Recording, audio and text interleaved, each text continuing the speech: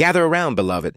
Let me take you to a night on the Sea of Galilee, when the winds howled, the waters rose, and even the disciples of Jesus were gripped with fear. It was evening. Jesus had just finished teaching the crowds, and he said to his disciples, "Let us go over to the other side." So they left the crowd behind and got into a boat. Jesus, tired from the day's teaching, laid his head on a cushion in the stern and fell asleep. Now picture this.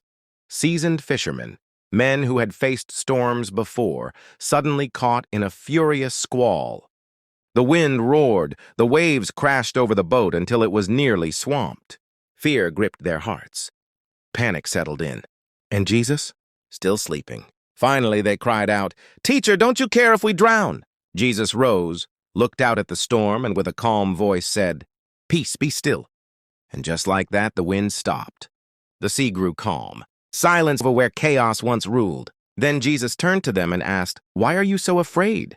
Do you still have no faith?" And the disciples, filled with awe, whispered to one another, "Who is this? Even the wind and the waves obey him." Mark 4:35-41.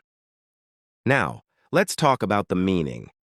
This story, dear friends, is more than a moment in history. It's a mirror for our lives.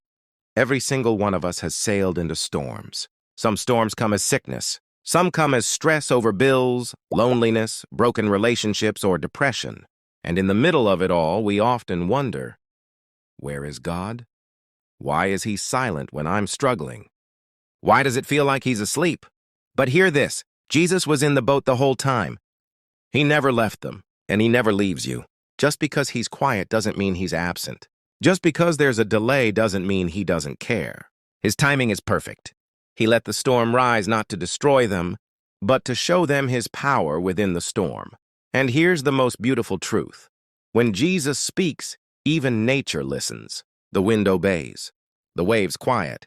And if creation listens to his voice, how much more should we trust him with our lives? Life lesson. This story teaches us that faith doesn't mean the storm won to come. It means we know who's in the boat with us when it does. You may feel overwhelmed, but you are never alone. Whatever you're facing today, anxiety, fear, uncertainty, remember this. Peace is not the absence of a storm. Peace is the presence of Jesus in your storm. So next time you feel like the boat is sinking, lift your eyes.